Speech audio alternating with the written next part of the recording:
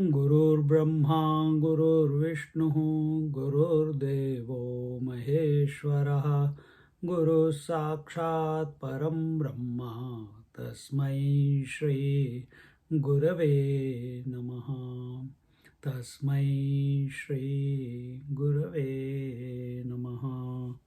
Tasmai Shri Gurave Namaha.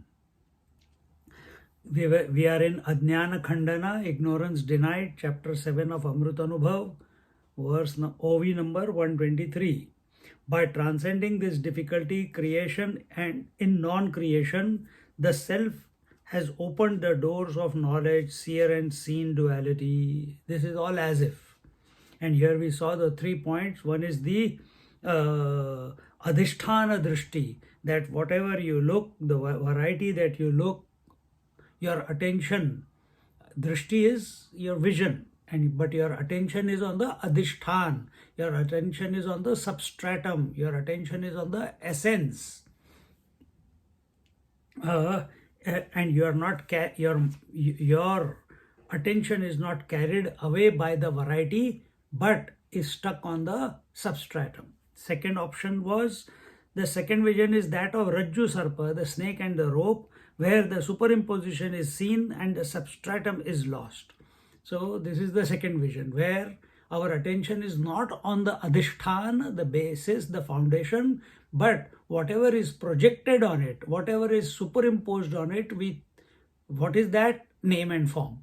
So we give attention to the name and form, and as a result, we get carried away. Our mind gets carried away by the name and form, and fear, desire, like, dislike, etc., etc. All these are its resultants. The third drishti, the third vision is that where I is the substratum or adhisthana of both the seer and the seen, of the snake as well as the rope. So once the illusion is removed, the superimposition is removed by the teacher, by the Guru Maharaj, that you realize, oh yes, there is no snake, there is only rope.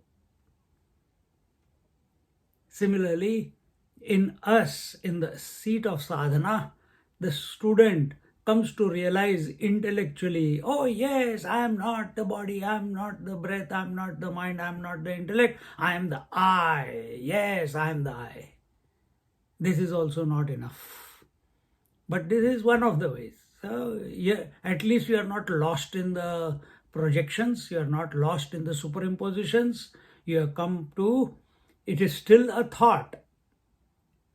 It is still a thought. So here what the teacher is saying, giving the third option, that you come to that I, which is not affected, or which is seeing both, which is independent of both the snake as well as the rope. The adhishthan, the superimposition, as well as what it is superimposed upon.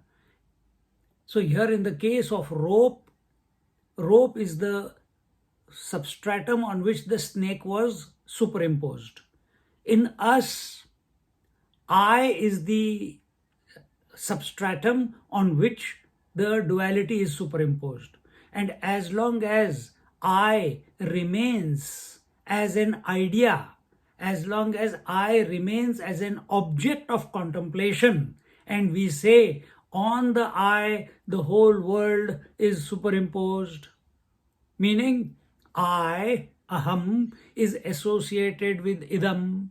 So right now the I is lost in idam, variety, and we have dropped the variety, the idam, and we have come to aham. But is it the aham, the true aham, or are you the one who's seeing the aham and idam in every thought? Because aham and idam are only two aspects of a thought.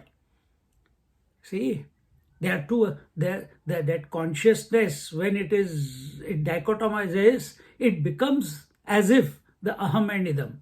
So, are you the aham in as a thought, or are you the aham in spite of the thought, the one who's observing the thought of I, or of aham and idam? So the third drishti is you being that in whose presence the aham and idam both appear as a thought and go away.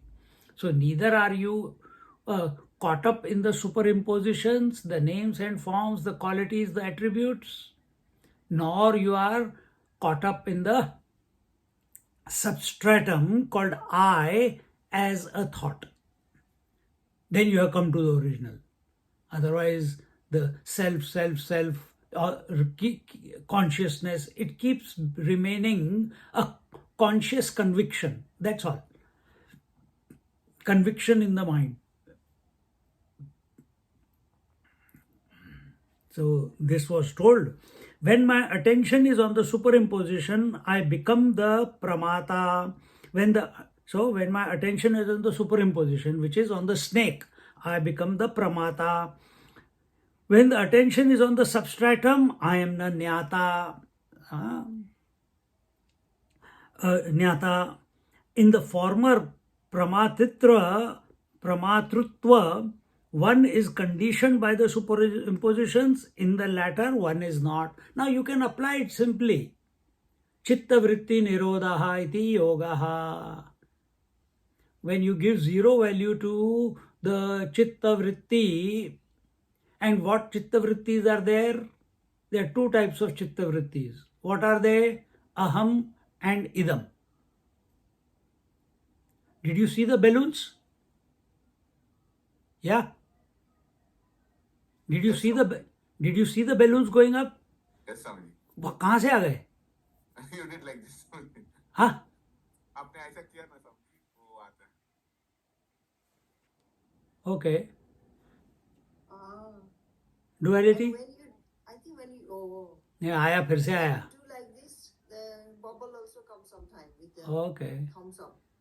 So, chalo, something new.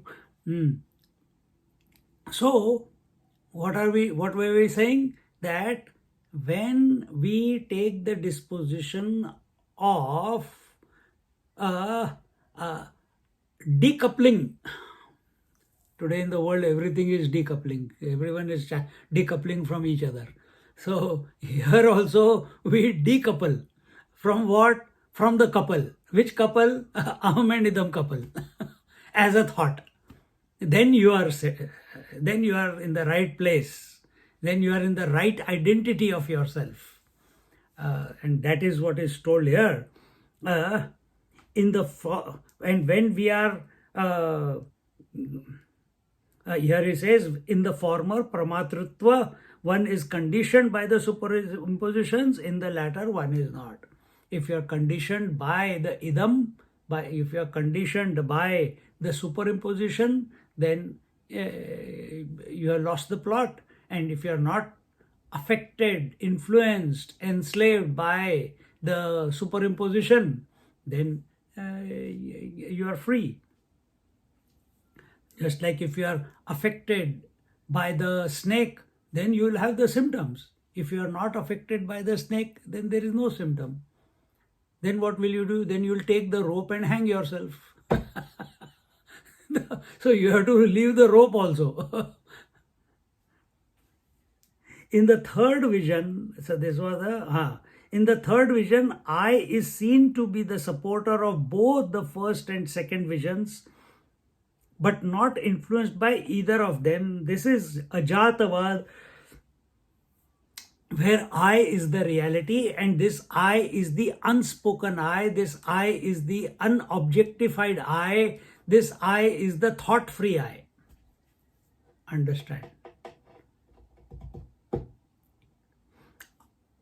yes, we already did this part. I am is a lower state where I is associated with existence, whereas I is indicates that I is existence. So I explained this last week. I am just like every object is. So I am saying I am. Okay, I have not added I am a body, or I am a breathing person, I am a thinking person, I am a man, or I am a woman. I am just saying I am, which means I am somebody. I am still a individual consciousness. I am indicates concretization of consciousness. Before there was reference, I am a man, I am a 58 years old, 60 years old, I am hungry, I am blind, I am speaking, I am hearing. This is with reference. And now there is no reference, so you are saying I am. Many places you see this I am meditation. But the truth is, here as Swamiji is putting it, I is. Individuality is dropped. I am is still at the individual level. I is infinite. And what is this I is? I is thought free. There is no objectification of thought in the mind. That's your disposition. Whether mind thinks or not thinks, that's up to you. But are you influenced by that thought?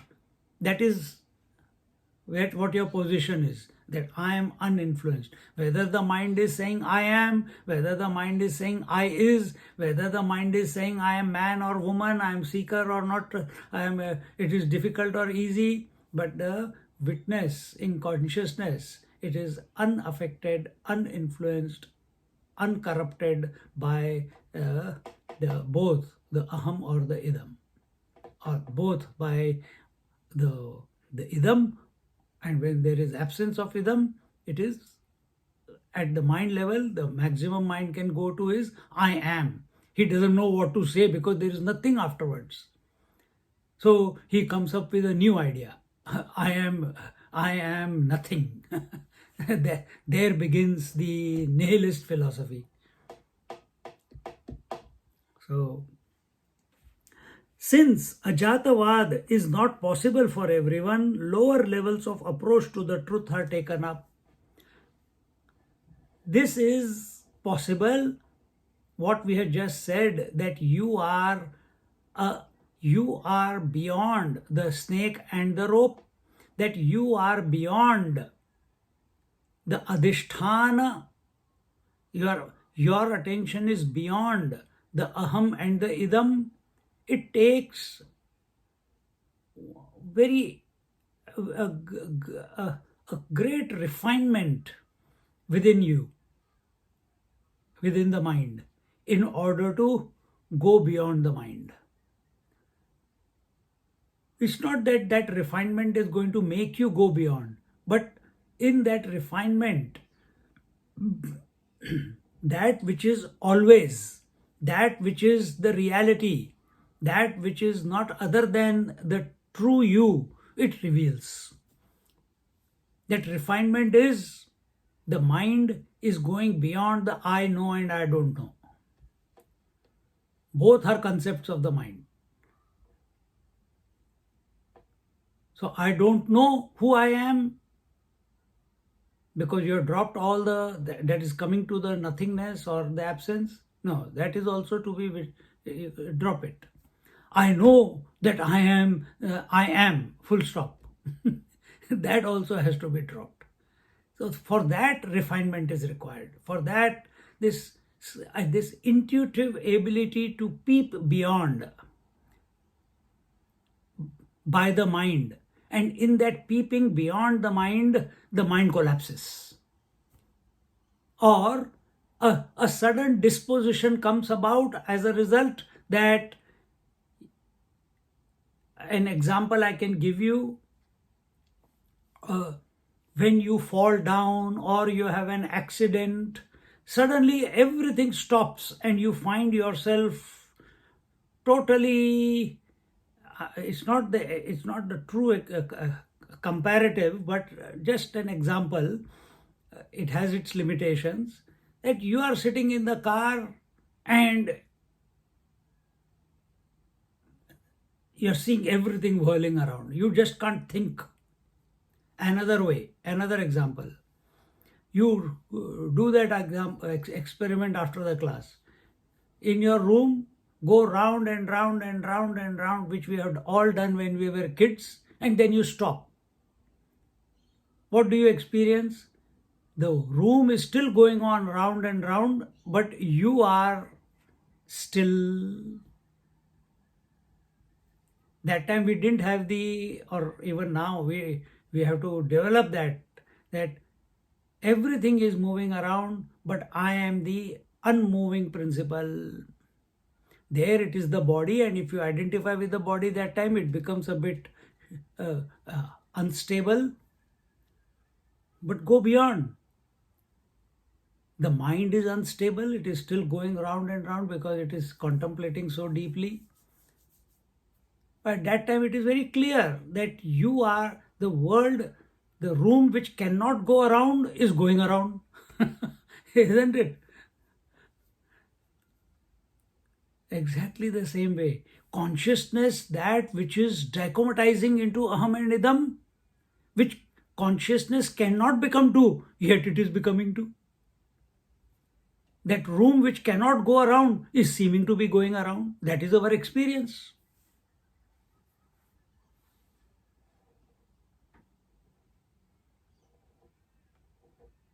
Something like this,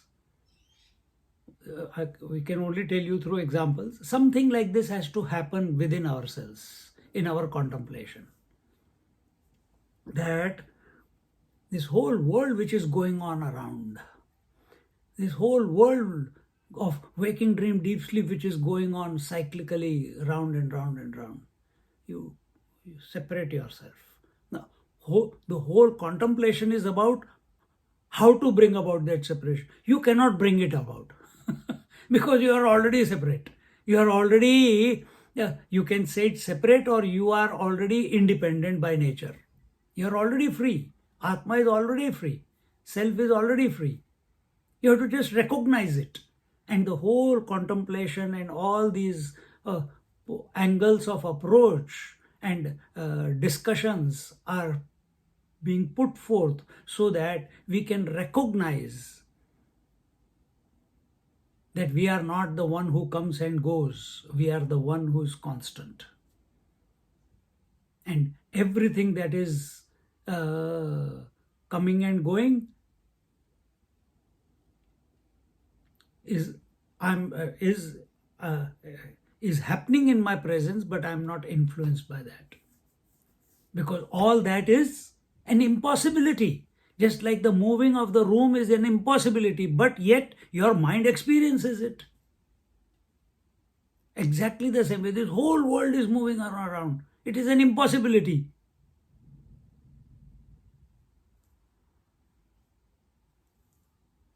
Only consciousness, the self, is the possibility. It is the reality. And what is the self? It is one without a second. Now that part, then, but we are seeing the world. What is it? It is superimposition on this self. So where is that going round and round of the room? It is superimposition on the mind. Where is the snake? It is superimposition on the rope. Where is the mother, father, daughter, sister? They are superimpositions of the man or the woman. Where are these superimpositions existing? In their own absence. Therefore, where is the whole world existing? In its own absence. That which is existing in its own absence does not require your second attention. Drop it. So this point, what I just said, this is going to be explained now. So here, since Ajatavad is not possible for everyone, so Jatavad, Jativad, what our Rahul Gandhi is propagating. We need casteism. We need to do a consensus on casteism. Here, what is the caste we have created? We have created two jatis, Aham Jati and Idam Jati. Ajatavad, remove both. Go beyond both. Transcend both. Go beyond man, woman. Go beyond animal, human beings. Go beyond inside, outside. Go beyond Aham Idam. Go beyond consciousness and mind. Go beyond spirit and matter. All these are existing in their own absence. Then what is existing? Only the truth. Only the truth. And we have already seen that truth cannot be called even as spirit. It cannot be called as consciousness also. Since Ajatavad is not possible for everyone, lower levels of approach to the truth are taken up. There are several types of vadas with reference to the truth, such as, so we have seen the Sangatavad. According to this theory, life is created by the assemblage of tattvas, the five great elements. When the tattvas are separated, life is over, nothing remains. So, enjoy life while it lasts. This is the interpretation of life by the Charvakas. So, once you split the atom loses its identity. Similarly, separate the Panchatattvas, and this is how the life has come about. Things come together, and life as if expresses. They can't argue in front of Shankaracharya, therefore they have been refuted. Then Arambhavad, in this theory, a beginning is assigned to life. That means that prior to that point of beginning, there was non-existence. This is the Bauddhavad, nihilist philosophy, that from nothing everything has come. We also take this for some, because when you take the Moola Prakriti is total unmanifestation, total, not individual, total unmanifestation. From that, then came Brahma, Vishnu, Mahesh, along with their respective Shaktis and the Devtas and the Panchatattvas and the whole world. And that Moola Prakriti, which is the total absence, that is just they have taken that and gone to create a new religion called Buddhism. Understand, when you understand this, it will help you not to get caught up in void or absence. Then you will stop doing Vipassana. It will take you only to this point, or it will make you crazy. Without understanding, when you do these things, be ready for the consequences. So this is Arambhava. So it is not a beginningless creation. No, this whole creation began from nothingness. There was nothingness, and from nothingness everything came. So just like we say, the whole creation, what is the source of the whole creation? Ignorance. Ignorance became, from ignorance, the first child was desires. The second grandchild was action. But what is the name of the chapter? Denial of ignorance. There is nothing called ignorance. There is nothing called nothingness, whether it is individual or total.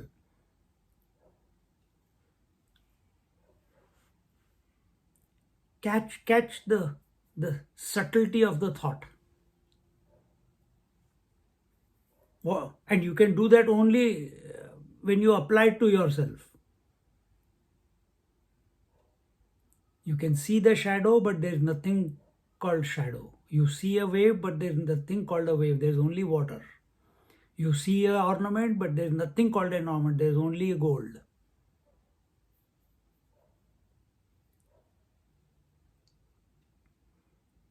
Parinamavad. According to this viewpoint, the Paramatma came in contact with Prakriti or Maya and got modified into the world like milk is modified into curd. This is Parinamavad. This is also refuted. Well, Swamiji is saying these are the different views which people have, and Shankaracharya one by one destroys them through logic. And not logic for the sake of logic. His logic is only from point to get to the untouched principle, the self, the consciousness, the Atman, or the Brahman. That, and thinking, taking that standpoint, he is able to refute everything.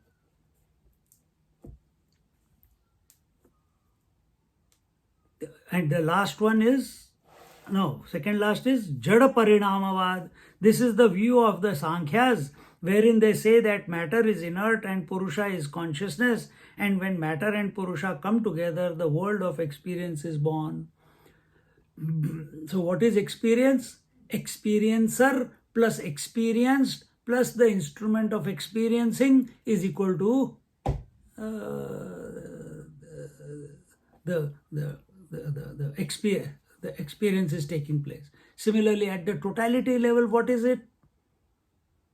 The experiencer, if we can say, is the Ishvara, and what is he experienced? What is the experienced? That is his own Shakti, which is the Shakti, the Prakriti. No, sorry, in Sankhya, they think that these two have come together. So Ishvara has come together with Prakriti in order to present the experience of this world. The Aham has come together with Idam in order to create the various thoughts, and the thoughts define the world. Without thoughts, you cannot come to know the world. So at totality level, it is called Ishvara Prakriti. At individuality level, it is called Ahamidam. This is also a Vada. This is what? Jada Parinamavad. What is it? That the Ishvara has come together with Prakriti. The Aham has come together, the subject has come together with object. The subject is consciousness and object is inert. How can two intrinsically opposite in nature things come together? Just like oil and water cannot come together, similarly, Ishwar and Prakriti also cannot come together. Yes, understood. But my experience is different. I feel I am the body also and I am the consciousness also. Just like you see the oil and water mixed together in a mixie, for some moment you will see it together, but eventually they will come separate. So while your individuality is strong and desires are strong and identification is strong, you will see the spirit and matter come together. But what is the journey? If you leave it for some time, what you will see? Just if you leave oil and water for some time after churning them, what will you see? The oil starts floating on the water. It can never mix with water. Exactly the same way. If you stop churning your mind, if you stop churning your life, sit still, automatically the consciousness will separate from the matter and you will say, Arey, it was never together. It can never be together. This will be your realization. Anyway, but they say Sankhya, we accept the Sankhya to a particular limit in order to explain the creation, but only to refute it. Chetanavad. Chetana is the life. This is the supreme viewpoint according to which other than pure consciousness nothing else is. Chetana is the consciousness, the argument of consciousness. Vad. So when we argue from the consciousness point of view, in Jada Parinamavad we argue from the Purusha Prakriti point of view. In Arambhavad we argue from taking the position that there was a beginning, and so on. So here the Chetanavad, where consciousness, the disposition is other than consciousness, nothing else is. Now don't focus on nothing else is. मतलब कुछ है ही नहीं, सिर्फ consciousness ही consciousness है. So here he says, Jnaneshwar Maharaj takes the Chetanavad as the basis of all his expositions. Same thing with Adi Shankaracharya also. This is the vision that quietens all agitations and stops all questions. So if all the itch to ask questions and work out things, why my children are like this, why my husband behaves like this, why my wife is like this, why the world is like this, why the wars are there, why can't people improve, blah blah blah blah blah blah blah blah blah. Why there are so many vadas, arguments, why can't they just tell simply and finish it off?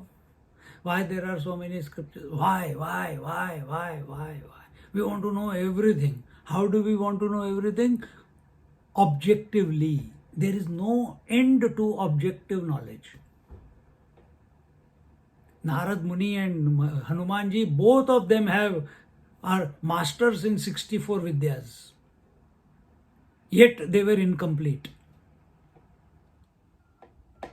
Only when they had when they expressed their devotion towards the divine, then they became complete. Choose. That's the only choice you have. Choose. Choose to be identified or choose to be independent.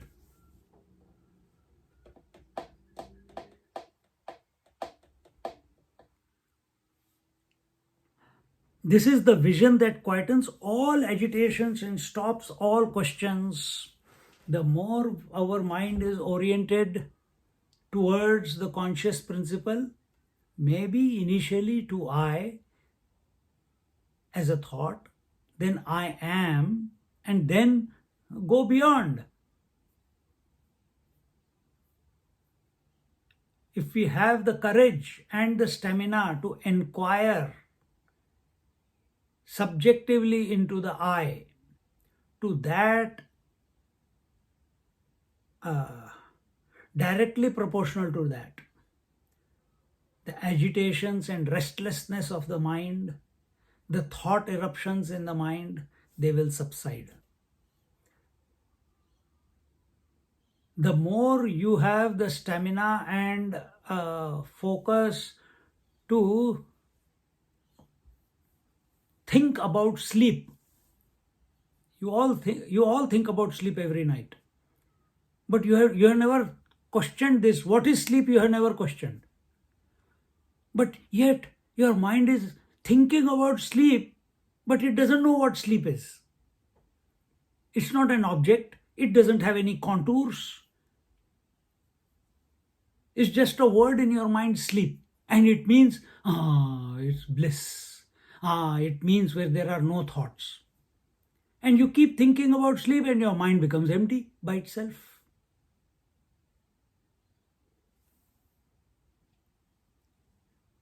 So you didn't drop the agitations and restlessness and thought eruptions. They dropped away when you think of sleep. Same way in the waking state, when you are on the seat of contemplation or wherever you are sitting, doesn't matter. You contemplate with such focus, such intensity, that all restlessness and agitations and thought eruptions in the mind, they dissolve by themselves because you are not available to it.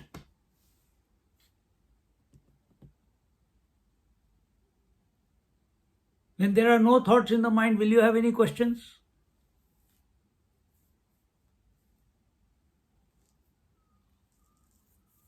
Will you be disturbed? No. बढ़िया है. Thus, this technique of adhyaropa abhavad, this is a technical terminology. Thus, this technique of adhyaropa abhavad guides us slowly and steadily to ajatavad, where the knowledge is that nothing is created, nothing is destroyed, everything is. Water is, gold is, mud is.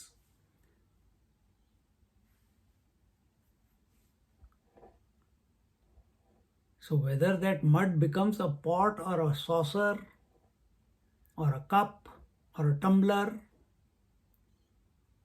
from mud's point of view, it is still mud. From our point of view, oh, it has become a plate or a saucer or a tumbler. Where is our attention?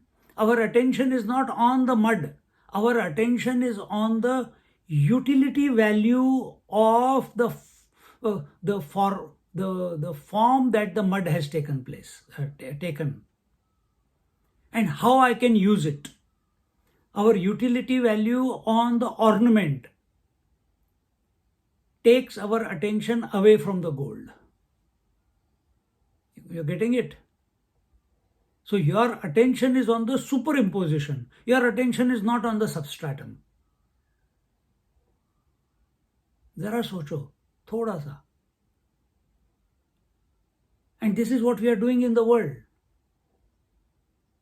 Our attention, if I go there, is that I have to go and give lectures. Why? Utility value. There, I will help the people to become spiritual. Stupid or what? I have to do sadhana. Why? I have given utility value to the sadhana. If I do sadhana, I will come to, अरे तू तो already realized है. कुछ करना बंद कर. Stop doing everything. Because we don't know how not to do, so we are told, okay, do it this way, so that it leads to non-doing. Efforts to effortlessness, desire to desirelessness. So the teacher, the scriptures, they have to come down to your level, because they understand this stupid fellow is never going to learn. We have to come down to his level. He is not going to raise his level by himself. So keeping the scriptures and the masters, they always keep the highest in vision and then start addressing the mind of the seeker or the student, and slowly addressing all the questions, all the issues that the mind can face. They slowly bring him to that ultimate. And what is the ultimate? What is the ultimate? Ajatavad. What is the Ajatavad? There is no creation, there is no destruction, there is everything is just is. But what do? Everything we create a relationship with. Then is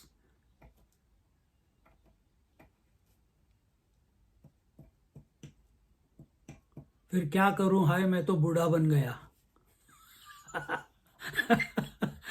अब ये गाना मेरे दिमाग में चला, मैं क्या करूं, मैं बोल दिया.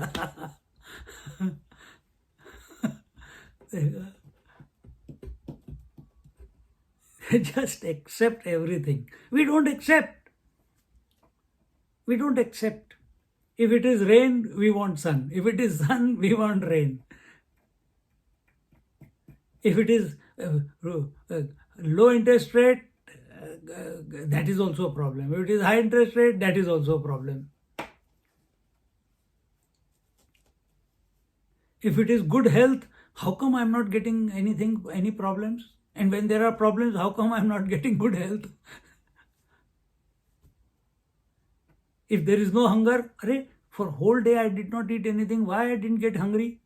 And when you get hungry, I am only getting hungry, why I am not getting a break from food? What is happening to me? अपने आप को sabotage करते जाते हैं. We keep sabotaging ourselves. We don't know how to remain silent.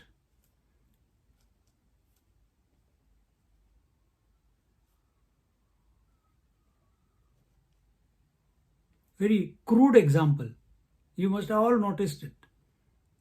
Like this morning when I got up about 3:34, and I was just turning, and in that turn suddenly I realized I had to go to loo. But it was so cold, I didn't want to come out. So I बैठा रहा, I was still lying down. And in that lying down, I started chanting Om. And while chanting Om, suddenly the pressure went away, everything, and the desire to go to the loo vanished. And the moment I stopped and I said, okay, now I can lie down a bit more, I don't have to go. Again the pressure came, then I have to go. See? This is how it is about in the world also. If you give attention, it will trap you. If you don't give it attention, you are free anyway. By nature, that will reveal.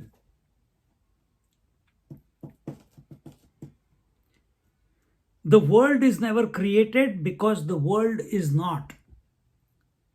The waves are not created because the waves are not. There is only water. The ornaments are not created because they are not. The name and form is existing in its own absence. There is, before it was gold, while the ornament is expressing it is gold, and after the ornament melts, it is still gold.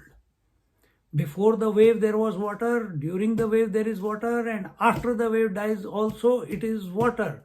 So if water was before, during and after, then what is the status of wave or ornament or pot?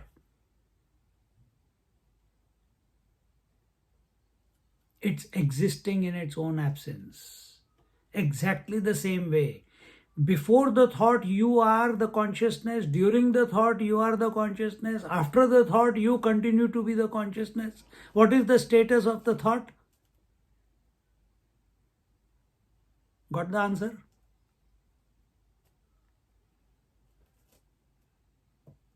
And how do we live? Not as the consciousness, only at thought level. Change. This has to shift. This has to shift. This recognition has to come that initially,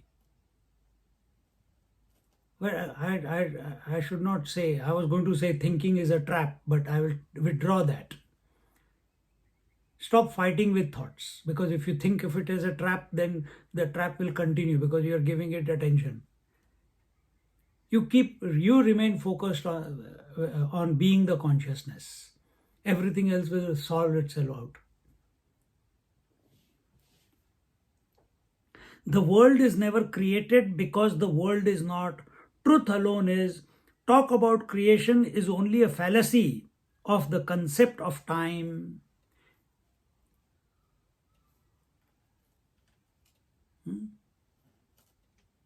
The only truth. There is nothing called creation. And what is the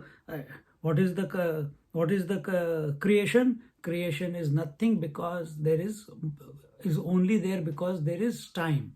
Time means movement. Time is never still.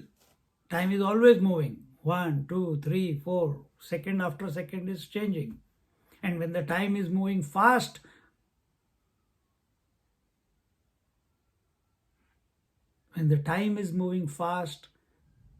concretization, appearances start taking place.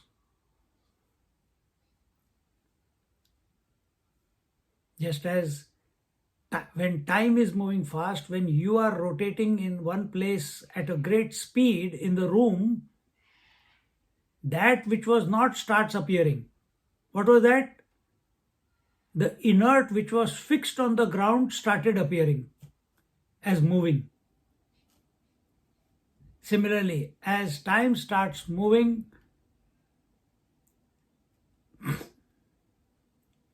the whole creation comes into being. This is Adhyaropabhavad Prakriya, the process of inquiry according to superimposition and desuperimposition. And this begins in verse 123. Where are we? In 123. So now what is Adhyaropabhavad? What is superimposition and desuperimposition? That we will go into detail. It was said in the 121st OV that there is no possibility of the pure self objectifying itself. So when we say, and we have used these words before, that the consciousness as if dichomatizes, as if divides itself into two, aham and idam, subject and object. But if you have noticed, every time I say that sentence, I always add as if to it. And I say, note, this is the important word. Aham idam is not important. As if is the important word. And why that as if is important word? Because consciousness cannot become two. It can appear as two, but it cannot become two. The water can appear as waves, but it cannot become waves.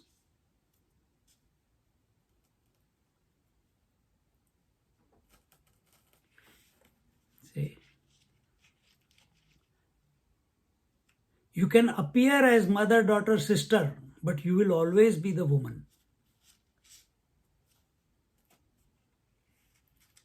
इसके लिए थोड़ा सा shift in your thinking is required.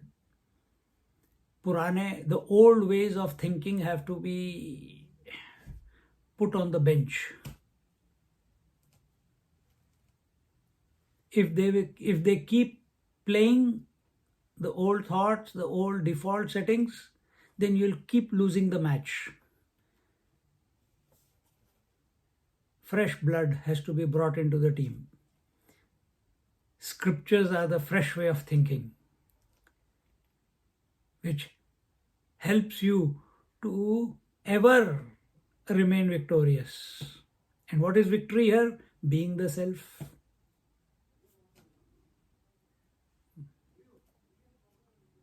It was, because the pure consciousness, what is it?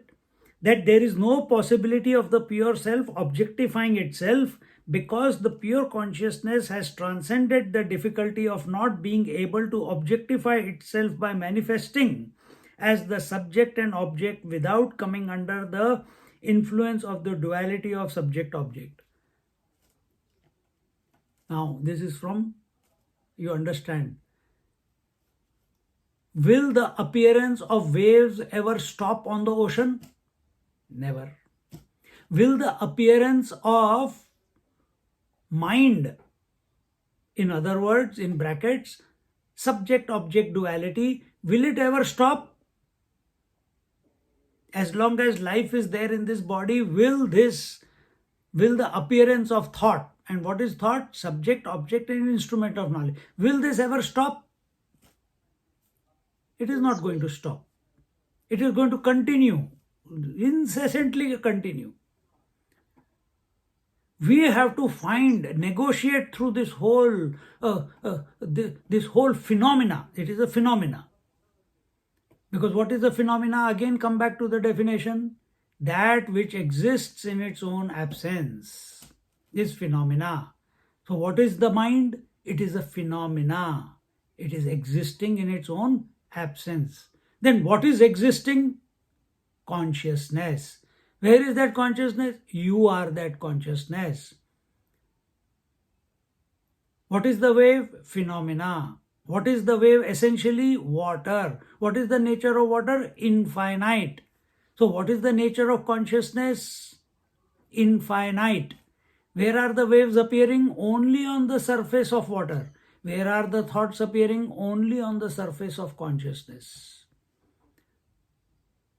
Rest of the infinite consciousness or the waters are still there, complete, only on the surface, and we are focused only on the surface, periphery. And that periphery, that surface, we have made it into such an important and created problems for ourselves and become attached to it and forgot there is a depth to the water. There is a depth to the...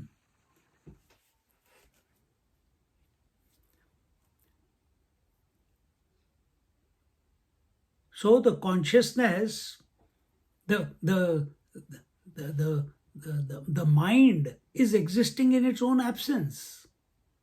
The aham and idam are existing in their own absence. Just because, what is the utility value of aham and idam? Utility value is, I can communicate with you. I am I, you are you. Aham, avam, vayam, tvam, yuvam, yuyam, saha taute, sa te taha. I, you, we all, you too, you all. All these are, language is a utility by which I can communicate to something else.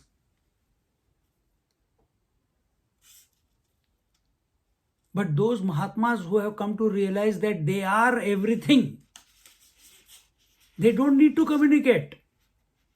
They just know.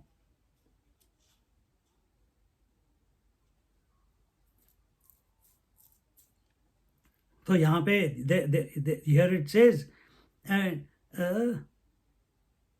the pure consciousness has transcended the difficulty of not being able to objectify itself by manifesting as the subject and object. So what will be our game?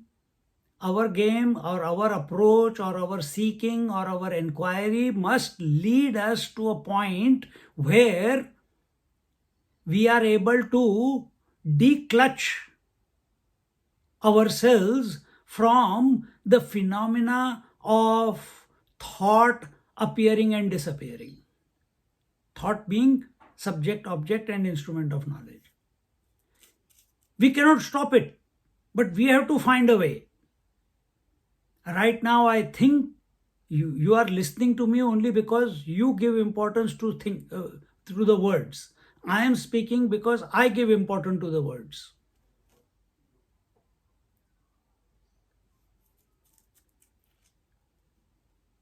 You cannot stop being a mother when the child comes in front of you. You cannot stop being the wife when the husband comes in front of you. And vice versa. You cannot stop it. So do we get lost in that which is going to happen anyway? Which is the father, mother, daughter, sister, the roles which are coming? Or can we find a way to be in poise in spite of the roles appearing? Can we find a poise in spite of in spite of the movement of the thoughts or appearance and disappearance of the thoughts? Can we find a poise which is transcendental to it? I know that these thoughts are coming and going. That means I have come to know that the thoughts are coming and going, but I is still there. Can you stop this sentence from coming? No. But can we find within ourselves not to articulate it? Or to be in a disposition where even if the articulation of thought is taking place, of words is taking place, you are the undisturbed one, you are the uninfluenced one.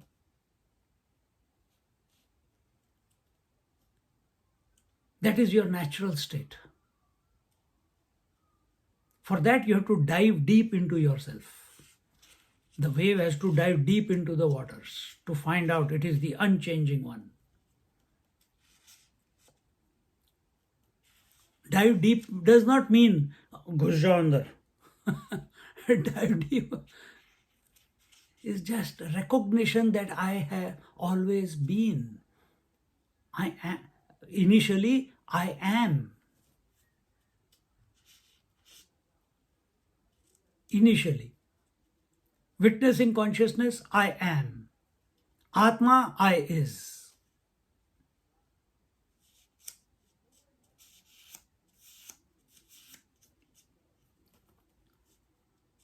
And what is the result? Thereafter, the experience of knowledge began. The reality is one without a second. There is no possibility of duality or dualism. Yet this has happened. How? Paramatma, which is one without a second, without cause and effect relationship, does have its own nature, because of which it has the freedom to undergo division in the form of the knower and known. So why is the consciousness, or why is the Paramatma appearing as the knower and known, appearing as Aham and Idam, appearing as experiencer experienced?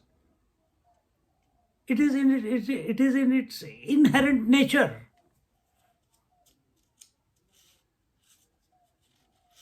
It is its nature. Why is the sun appearing as heat and light? It is its nature. Why is water only taste? Why the air cannot? Why can't we taste the air? That is the nature of the water, bhaiya. Accept. So what is the nature of consciousness? To as if appear as the experiencer and experienced, knower and known.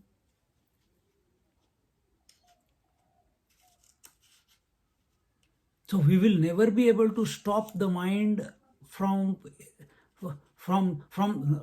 let's not say the mind, we can never stop the thoughts from erupting in our mind.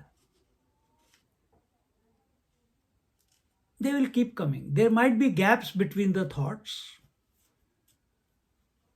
There might be a longer gap in the thought, like in sleep, like in coma, like in samadhi. But thoughts will keep appearing. You cannot stop them as long as this body is there. Body and mind are there. Thoughts will keep appearing. Even if the body is not there, the thoughts appear. A ghost also think. Gods also think. They have subtle bodies. See? Thereafter, the experience of knowledge began. What do you mean by experience of knowledge began? This is called object. When the one as if appears as two, because it is its nature, when the one Paramatma as if appears as Ishwar and Prakriti and so on and so forth, because it is its nature, then the objective knowledge began. And what is the objective knowledge of Ishvara? That Prakriti, which is unmanifest at the moment, is my potentiality. And the moment he thinks, it is my Prakriti, immediately the Prakriti, because it is getting attention, it starts becoming Trigunatmika, Sattva, Rajas, Tamas, and the expansion begins. When he withdraws his attention, she collapses. So is your mind. Every night it collapses. Every morning it expands. Watch the nature of phenomena initially. Then watch the phenomena is taking place in whose presence.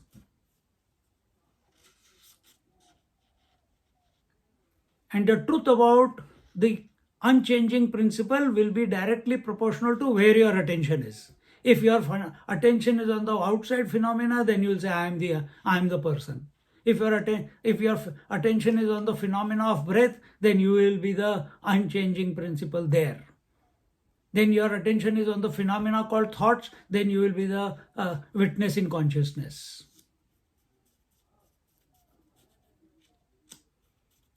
It's what reference you are taking. This is the initial stages, and slowly you come to a point.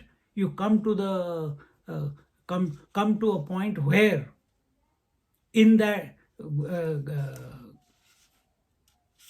if you take yourself as the unchanging principle, and somewhere the attention has to go. References keep changing. The world keeps throwing you different experiences, and if you take yourself as the unchanging principle, none of the things that the world throws you, whether the world, whether the body, breath, mind, intellect, waking, dream, deep sleep, you are never disturbed. But if you take one step down, come one step down, whatever the world is taking, you can convert it to to a challenge or a disposition where you choose not to be involved in the phenomena but remain a sakshi to the phenomena.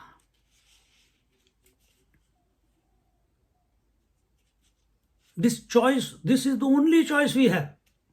We don't have choice that I don't want the world to behave like this. You cannot. I don't want my husband to come in front of me. You cannot. When he wants, he will come in front of you. When the child wants, he will come in front of you. When the hunger wants, it will come.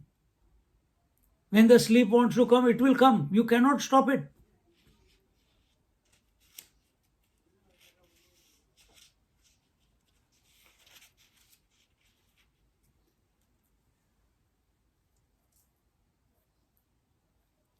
And only by coming to be the independent principle, we can realize that I alone am. I is. And when I is, the experienceless experience comes about, then everything, even the phenomena is divinized then. Even the phenomena is divinized. So here he says, the reality is one without a second, where there is no possibility of duality or dualism, yet this has happened. We are taking it subjectively. Yet this has happened. And where is the duality and dualism taking place? Duality is taking place in the mind and dualism is taking place outside in the world. And this is going on. Yet this has happened. How? Paramatma, which is one without a second, without cause and effect relationship, does have its own nature, because of which it has the freedom to undergo division in the form of the knower and the known. The divided consciousness is called the mind. And how is the consciousness getting divided? Aham and idam. Who did it? Nobody did it. It's happening. Nobody's fault. Nobody's fault. Even a realized master speaks in the language, I am hungry, you come tomorrow. He speaks in that language only. We also speak in that language.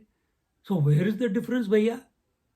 He is also speaking the same language. I am also speaking the same language. Nobody comes and touches my feet. Everyone goes and touches his feet. They call him Bhagwan. Nobody calls me stupid also, because they consider me a gone case. So where's the difference? Where is our attention? Have we transcended the thoughts, or are we identified with the thoughts? So the divided consciousness is called the mind. This is the phenomena going on. Rather than get identified with the phenomena, remain independent of the phenomena. Remain independent of the phenomena. And that is what I said. For this, a special refinement in the mind is required. Within yourself is required, not the mind, within yourself. Initially, the journey is through the mind, because through the mind we are thinking. But let all these words not keep you in the mind. Let all these words coming to you help you intuit that which is beyond the mind.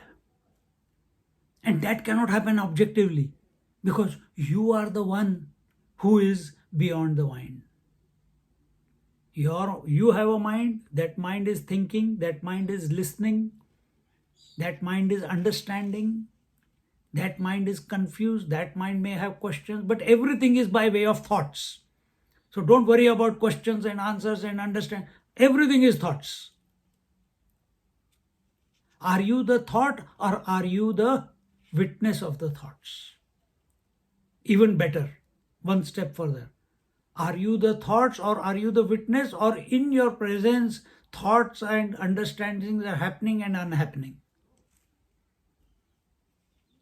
Keep that position all the time. Keep that position all the time. Don't succumb to anything. The more you keep that position, all this knowledge will automatically reveal to you. All this knowledge. We saw in Jnaneshwari, Jnaneshwar Maharaj was towards the end of the Jnaneshwari. There he is saying, I have never studied any scriptures. It is only by the grace of the Guru that such a fantastic exposition on Bhagavad Gita has come about. Who spoke? I was just the instrument and the Guru spoke through me. He is using the language me, but he is very clear that he is not the speaker. He is very clear that it is the grace of the Guru. He says the Guru is Nivrittinath, his elder brother. He says that there is a lineage behind him, but he is very clear that that Guru is the infinite Atmic principle, even at that age. And that principle has taken this body of Jnaneshwara, he is saying, and he is the one, that Guru Maharaj is the one who is expressing as the words, because it was his will to help the society. Jnaneshwara Maharaj, he says, I have got no wish, I have no will. It was the will of my Guru Maharaj, who was instructed by his Guru Gehninath to give knowledge to the masses, because the difficult times were coming, and it is by his grace the Bhagavad Gita was spoken through this mouth in the local language for the benefit of all. Can we come to a disposition wherein we have this poise, where we recognize that some greater power, call it God, call it spirit, call it consciousness, if you don't call it anything also okay, that some greater power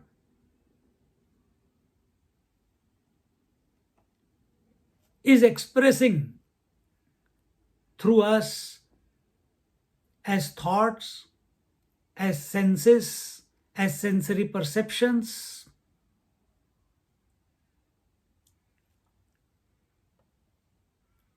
If we say it is yato vacho nivartante aprapya manasa saha, if we say it cannot be talked about, it cannot be comprehended, then you have to take it as X factor. And be curious, what could that be? And it cannot be outside me. It is seeing from behind the eyes. It is expressing as the vision behind the eyes. It is expressing as thoughts, and that power is behind the thoughts. Be inquisitive. Sort it out once and for all. और उसके लिए फिर उस type का चाहिए, उम्फ चाहिए, उम्फ, करेज. It's so cold. गया काम से contemplation. You have to stay with it, stay with it, stay with it, so that it reveals. So that it reveals.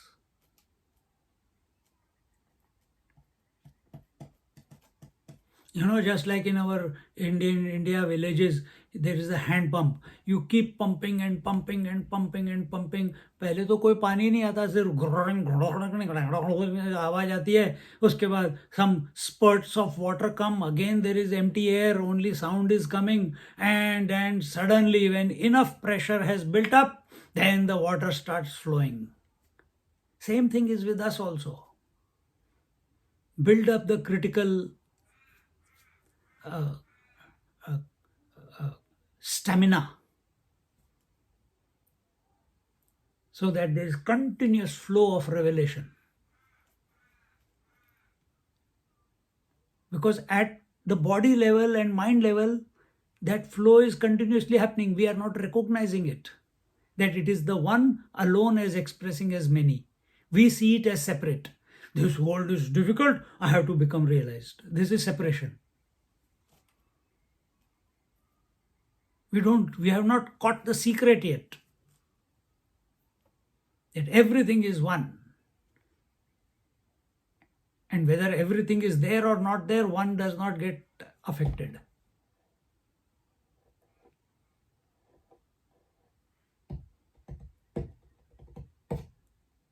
And from the one's point of view, there is nothing called everything. How many more contradictions will we have? But that is how it is. Because it's the nature of the one. That's all we can say. It's the nature of the one to appear as many. It is inherent within it. It is the nature of the water to appear as many. It's inherent within it. But is the water identified with the wave? Then it will have a miserable existence. If it is able to have a disposition in spite of the waves as water, then it is free. So is our case. If we identify with the waves of thoughts, miserable existence.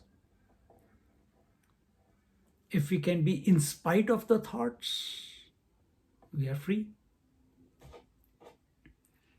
Keep maintaining it. Keep in that poise. Slowly. As the length of your the disposition becomes deep and lasting, to that extent the universe, the self in all its glory starts revealing itself.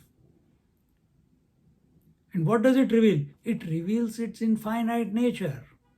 What does it reveal? It reveals how the one has, as if appearing as many. All these secrets come on your fingertips. From where? From inside.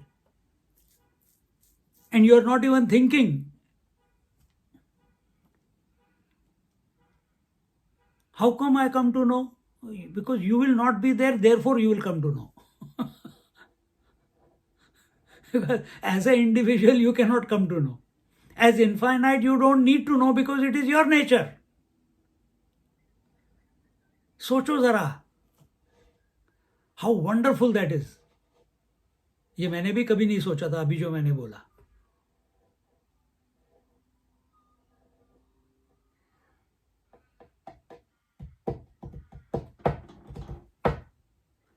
See,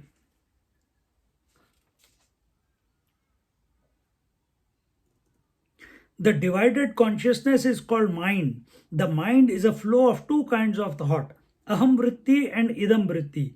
The idam vritti gets further divided into dvandva, pairs of opposites. So duality is called aham, and idam is called duality. Dualism, when idam, the objectivity, and what is objectivity? Heat, cold, inside, outside, up, down, consciousness, matter. This is all afterwards. When idam expresses as the opposites, that is dualism. Duality is aham and idam.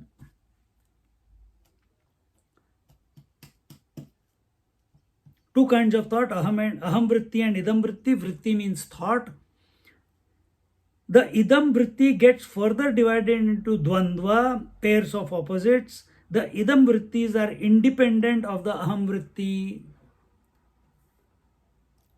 The I is independent of the idam. The idam vrittis are dependent on the aham vritti, not independent, dependent. The I thought can appear by itself, I am. But the idam thoughts, the objective thoughts, they cannot appear independently. They are dependent on the aham vritti. The waves are dependent on the ocean.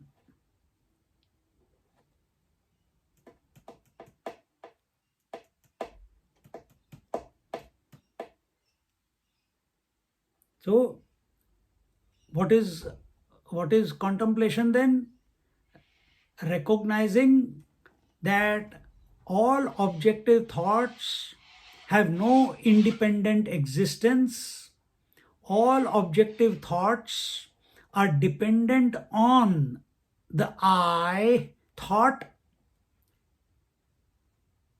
But when we think about the I thought can exist with the thoughts, in relation to thoughts, or the I thought can exist independent of objective thoughts. Recognize this about yourself. This, we are talking not about some concept, we are talking about you, your mind. I thought can exist independent of the objective thought. See, it is not dependent. Objective thoughts are dependent on the I thought. The subject is not dependent on the object. In another language, subject is not dependent on the object, but all the objects are dependent on the subject. But what is our condition? Now recognize what is our condition. Our condition is the subject has become a slave of objects. The subject has become dependent on objects.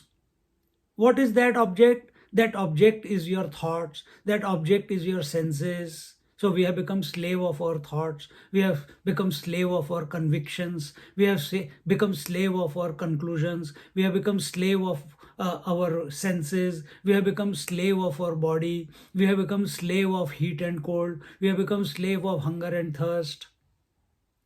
We have become slaves of whatever except other things you can add to that objectivity. We have become slaves to the past. I have become slave to the expectations of the future. I have become slave to the guilts. I have become slave to the fears and anxieties. See? And what is your true nature? I am independent of all objectivity. Whatever you became slave of, that was objectivity. Every sentence that I said in this sequence, every one of them had a I. That I is independent by nature. And what are we living as? A slave of all objectivity. Only clarity is required. Nothing needs to be done.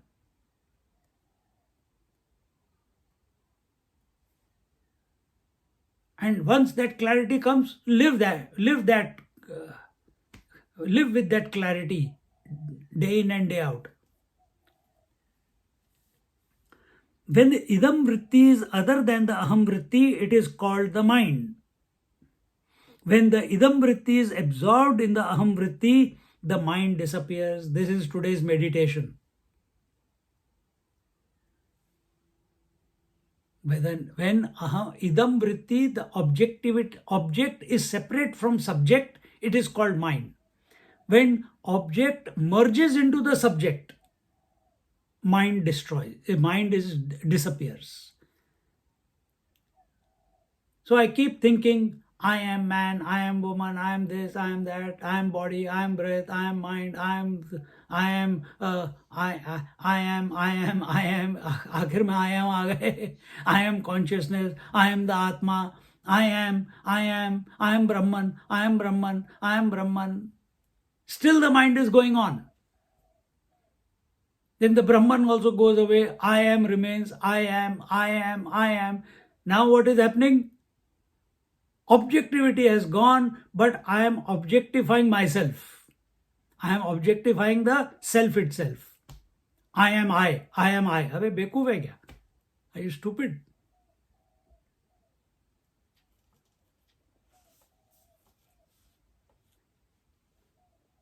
Then even this thought of I am also disappears.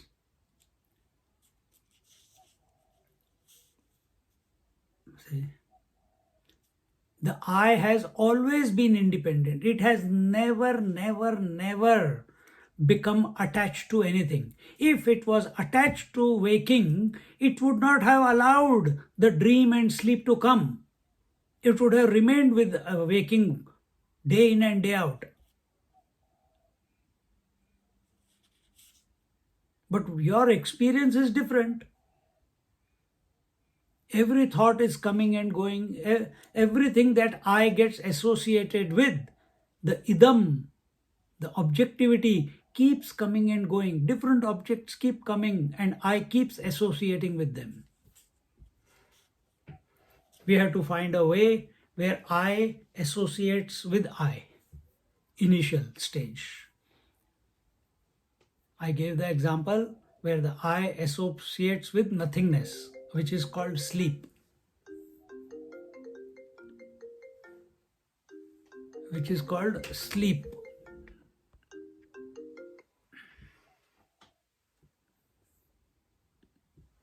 Which is called sleep. So I associated with nothingness is called sleep. It brings about zero mind. Dissolution of all thoughts without any efforts.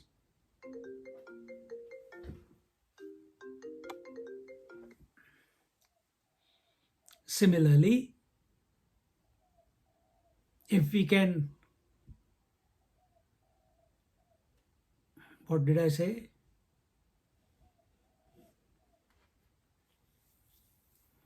When we associate. So when I associates with I, when the object that the I is associating with is not something else, something other. Instead, it is an idea about itself. And how does it know itself? I. When I associates with I, the subject is I and the object is also I. The mind collapses.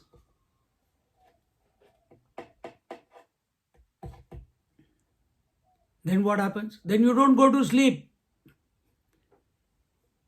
Then you are you. Then the true you expresses, which was already expressing, it reveals.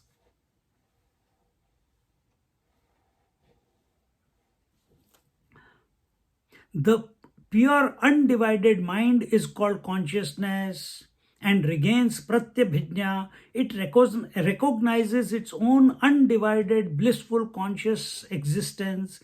There is no cause and effect in this. It is not recognizing its own essential Satchidananda Swarup through a thought. Then how is it recognizing? It is its nature.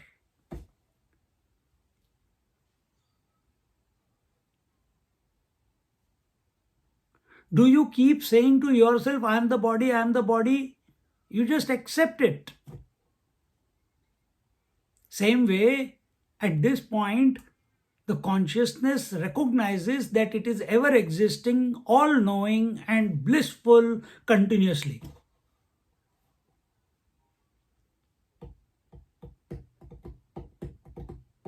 Because it knows. The bliss comes not because, the nature is, I am continuous existence leads to the bliss.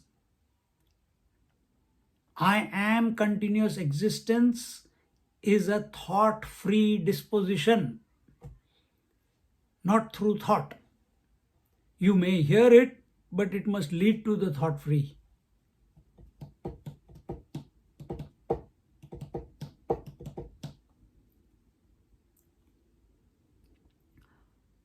There is no cause and effect in this. Because I thought, therefore I realized. No. Because I went to the satsang, therefore this realization happened. No.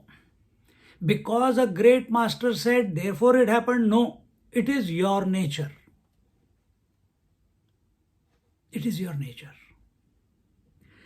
This is what is meant here when it is stated that the pure consciousness has transcended all the difficulties of relativity.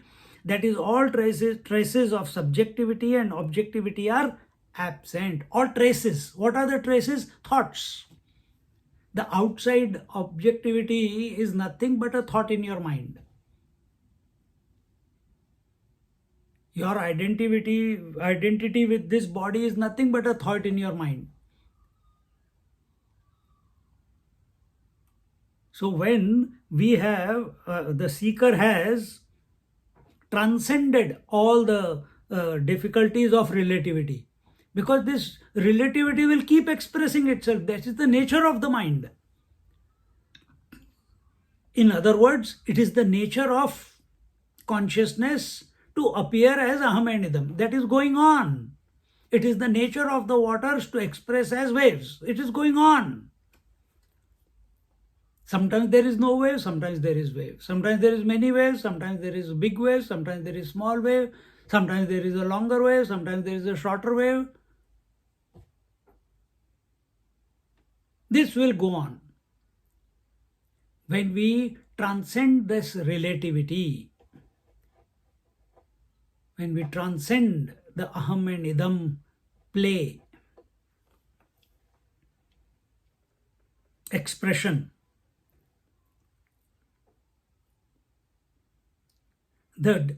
transcended all the difficulties of relativity, that is, all the traces of subjectivity and objectivity. Remember, subject and object are coexisting. The subject and object, the aham and idam, are coexisting. But you just now said aham is independent of idam. Yes, it is. You have to recognize that.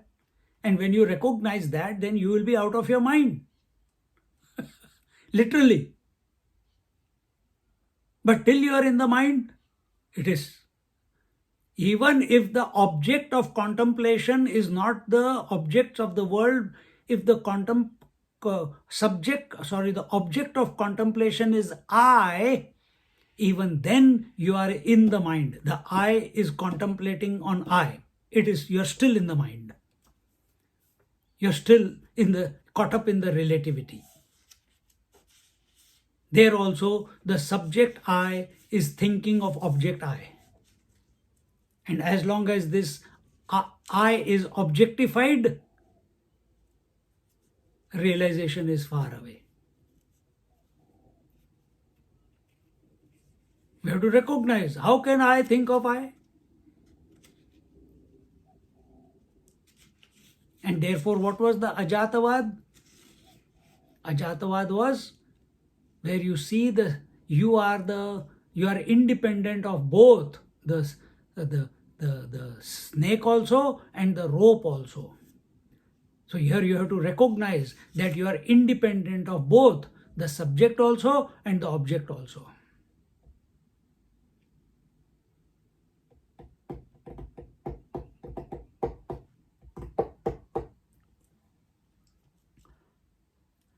Like the fire has two aspects of light and heat inherent in it, so also the Shuddha Chaitanya has the two inherent aspects of Aham Vritti, the knower aspect, and Idam Vritti, the known, without undergoing any differentiation. So, just as water without undergoing any differentiation appears as many waves, just like gold without going any differentiation appears as many ornaments, similarly the consciousness without going through any differentiation, separation, appears as aham and idam.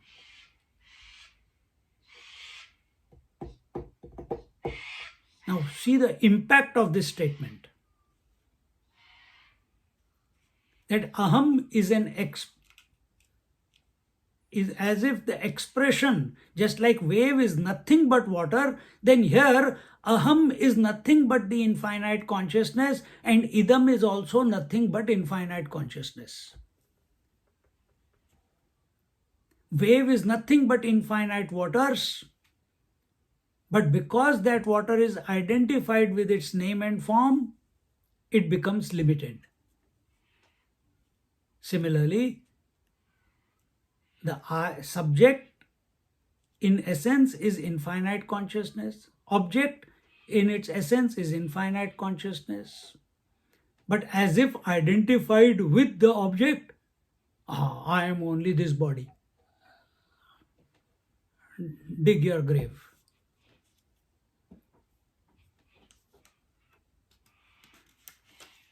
So what is this individuality? Crystallized consciousness. Melt yourself away. And the only way to melt is to keep being aware of the consciousness that you are. On one hand, recognize everything is nothing but the expression of consciousness. Second, you are ever independent of all expressions, gross, subtle or causal. Third, you have never, there is no data available to show that you have ever got identified with the objectivity. Fourth, the whole plurality is only your expression, as if. So nothing to run towards, nothing to run away from. Be content. Be complete. And in this way, here he says,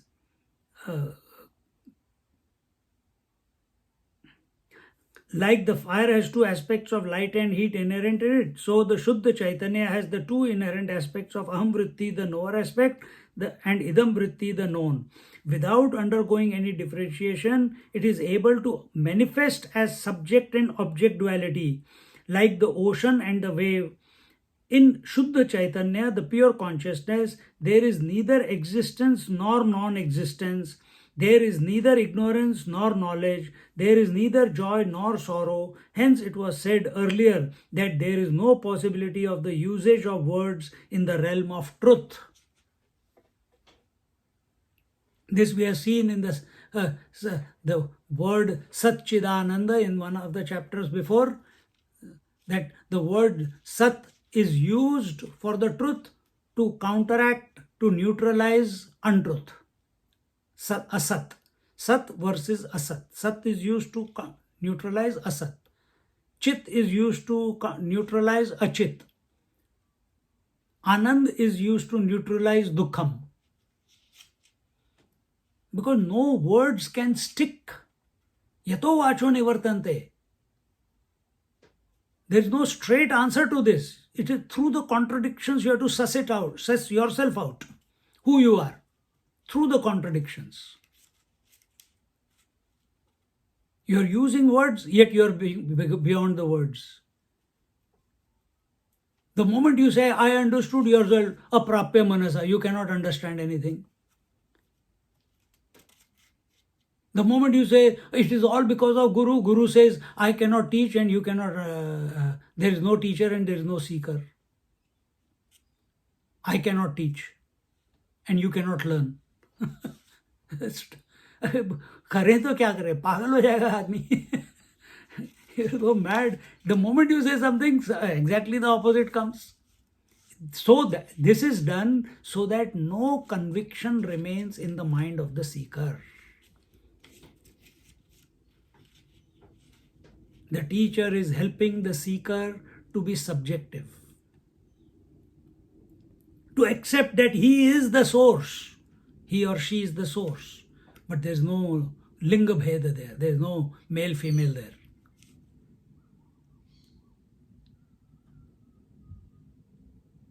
When we have not accepted ourselves as the infinite one, the reality, the truth, then all divisions come.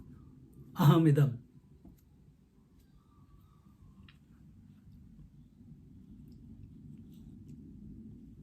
Therefore,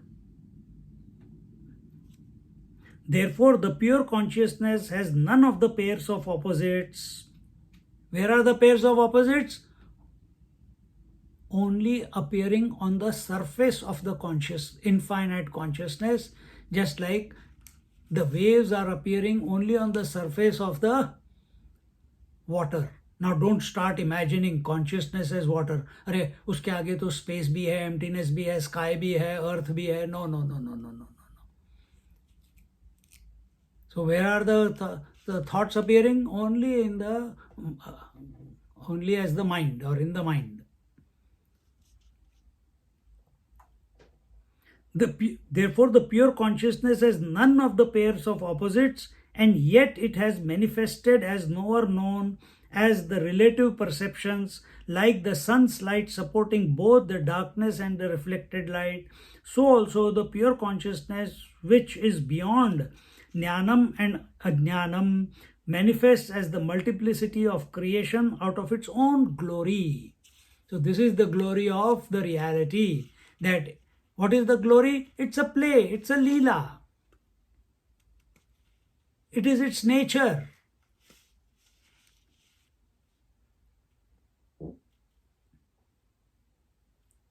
So what is aham and idam? It is the glory of consciousness.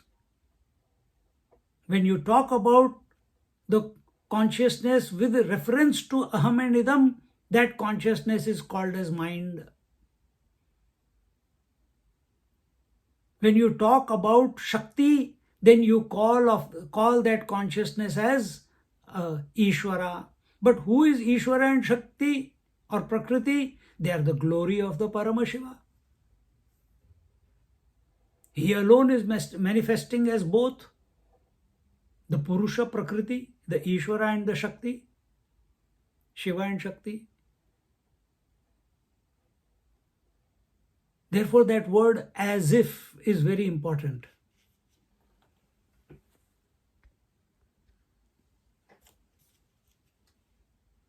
Om Purnamada Purnamidam Purnat Purnamudachyate Purnasya Purnamadaya Purnamevavashishyate. Om Shanti Shanti Shanti. Harihi Om Shri Gurubhyo Namaha. Harihi Om. Sit quietly for a moment.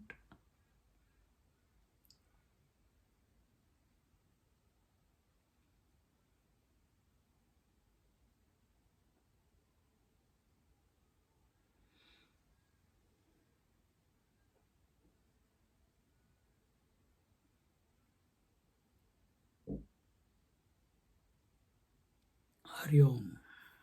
Didn't realize I had gone over time.